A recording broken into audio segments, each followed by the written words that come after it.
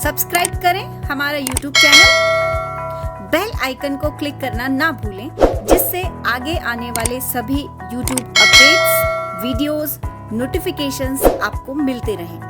कि भाई यहां घटनाएं क्या क्या घटी, राष्ट्रीय आंदोलन की घटनाएं। राष्ट्र इससे पीछे लिख चुके हो, नहीं लिखा? नहीं लिखा तो लिखो।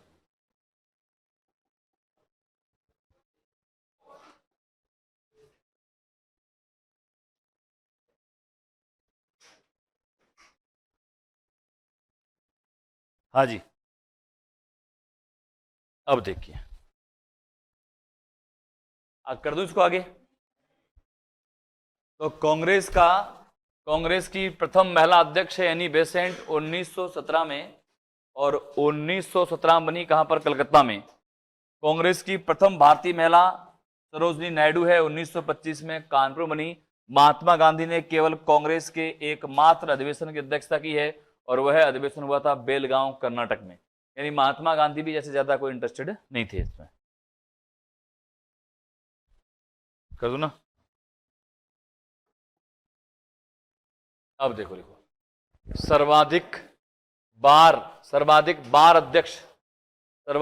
अध्यक्ष दादा भाई नौरोजी 1886, 1893, 1906 में क्या गया? स्वराज्य का प्रस्ताव था, ये प्रधान ने। जवाहरलाल नेहरू भी 3 बार, 1929, 36, 37, ये भी 3 बार रहे। ये भी कितनी बार रहे? 3 बार।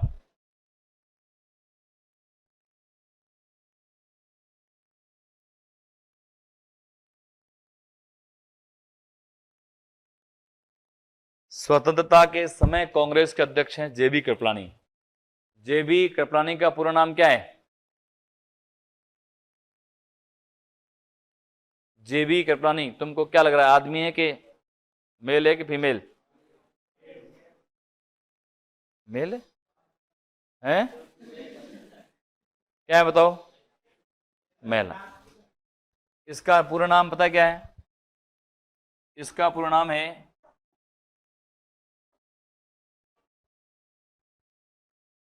जीवत राम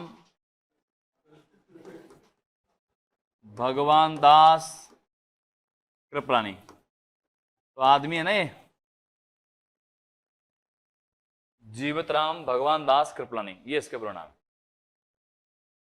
ये तो पढ़ा होगा आपने पॉलिटिकल में, तो फिर भी कंफ्यूज हो गया आदमी की औरत है।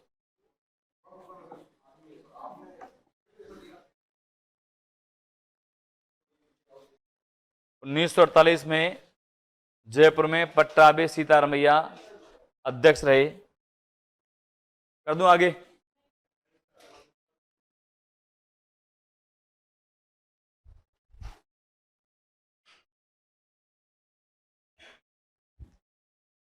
कर दूं आगे?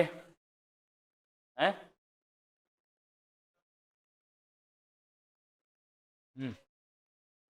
मुस्लिम लीग है? क्या कह रहे हो? हाँ, मुस्लिम लीग हुई थी। अच्छा, कर दूं आगे?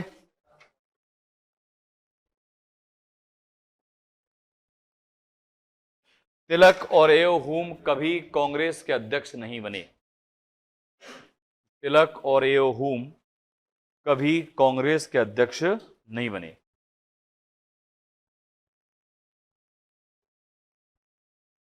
हेडिंग लिखो, एओ हुम लिखो। ये स्कॉटलैंड के निवासी थे। ये स्कॉटलैंड के निवासी थे। भारत के आईसीएस अधिकारी थे। आईसीएस, इंडियन सिविल सर्विसेज, वर्तमान आईएएस है ना, पहले आईसीएस था। आजीवन कांग्रेस के सचिव पद पर रहे। आजीवन कांग्रेस के सचिव पद पर रहे, और 1912 में इनकी मृत्यु के बाद कांग्रेस का जनक घोषित कर दिया गया। 1912 में इनकी मृत्यु के बाद इन्हें कांग्रेस का जनक घोषित कर दिया गया। कांग्रेस का जनक घोषित कर दिया गया। अब देखो आगे,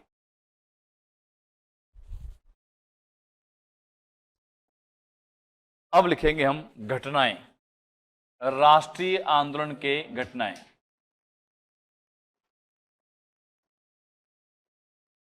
अब लिखें आप घटनाएं, किसी घटनाएं, राष्ट्रीय आंदोलन की। और राष्ट्रीय आंदोलन की घटनाओं में सबसे पहले जो घटना घटी है ना, वो है बंग भंग, यानी हम इसको बोल सकते हैं क्या, बंगाल विभाजन। बंगाल विभाजन, बंगाल विभाजन कब हुआ, 1905। इसको समझो आप, बंगाल विभाजन को। देखो बंगाल विभाजन में क्या हुआ, बंगाल विभाजन क्यों हुआ। जैसे मान लो कि अगर ये मैं बंगाल का मैप मानूं, तो लॉर्ड कर्जन ने क्या किया, लॉर्ड कर्जन ने इस हिसाब से बंगाल को बांटा। लॉर्ड कर्जन ने इस हिसाब से बंगाल को बांटा कि इधर तो मुस्लिम बाहुल्य इलाका, इधर हिंदू बाहुल्य इलाका। हिंदू बाहुल्य इलाके की राजधानी बना दिया गया किसको, कलकत्ता को।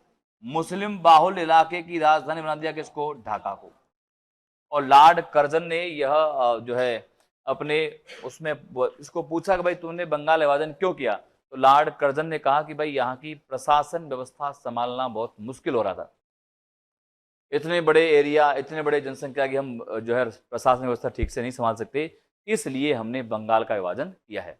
जो कि वास्तविक कारण यह है कि यहाँ पर हिंदू मुस्लिम एकता बढ़ रही थी, लोगों में अंग्रेजों के प्रति जागरूकता बढ़ रही थी। अंग्रेजों को ऐसा लग रहा था कि भाई कभी भी विद्रोह हो सकता है, हिंदू मुसलमान एक साथ लड़ेंगे तो हमारी दिक्कत होगी, इसलिए अगर इनको बांट दिया जाए तो ये आपस में ही लड़ेंगे, ठीक है ना। इसलिए इस उद्देश्य से इसने क्या किया, जो है बंगाल का विभाजन किया। बंगाल विभाजन से 2-3 सवाल पूछते हैं। पहला सवाल, बंगाल विभाजन, तो देखो एक सवाल तो ये आता है कि बताओ बंगाल विभाजन की घोषणा कब की गई।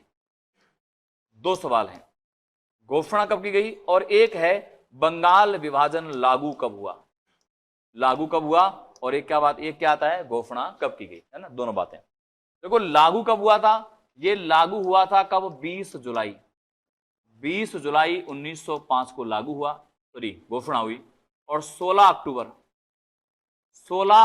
1905 को क्या कर दिया, इसको लागू कर दिया गया। ये दोनों डेट अलग अलग तरीके से पूछता है, घोषणा कब हुई और लागू कब हुआ। सुन लो पहले, फिर आराम से लिखना और सुनो।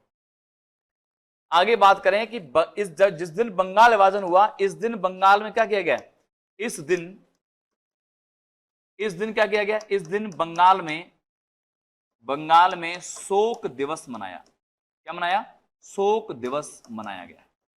बंगाल में शोक दिवस मनाया गया, पूरे बंगाल में, है ना, शोक दिवस मनाया गया। और क्या किया गया, इस दिन बंगाल में वंदे मातरम गीत गाया गया। वंदे मातरम गीत गाया गया, है ना, वंदे मातरम गीत गाया गया, ठीक है। अच्छा, दूसरा, अब कभी कभी अब से ये भी यहां पर थोड़ी नई बात आती है कि वंदे मातरम जो गीत है, वंदे मातरम गीत लिखा किसने, यानी इसका लेखक कौन था, तो आप जानते हो बंकिम चंद्र चटर्जी हैं। बंकिम चंद्र चटर्जी, ये इसके क्या है, लेखक है। दूसरा, वंदे मातरम गीत अगर आपसे पूछ ले कि बताओ सर्वप्रथम कब गाया गया, सर्वप्रथम कब गाया गया, बताओ वंदे मातरम गीत सबसे पहले कब गाया गया। तो अगर आपसे पूछा जाए कि वंदे मातरम गीत सबसे पहले कब गाया गया, ये गाया गया था कब, 1896 में। कब गाया गया, 1896 में। और 1896 ईस्वी में, 96 ईस्वी में कहां पर गाया गया, कलकत्ता में। कहां गाया गया था ये, कलकत्ता में गाया गया, कलकत्ता में, ठीक है। अच्छा, इस दिन को रविन्द्रनाथ टैगोर ने क्या, किस रूप में मनाया, टैगोर ने, यानी रविन्द्रनाथ टैगोर ने इस दिन को रक्षाबंधन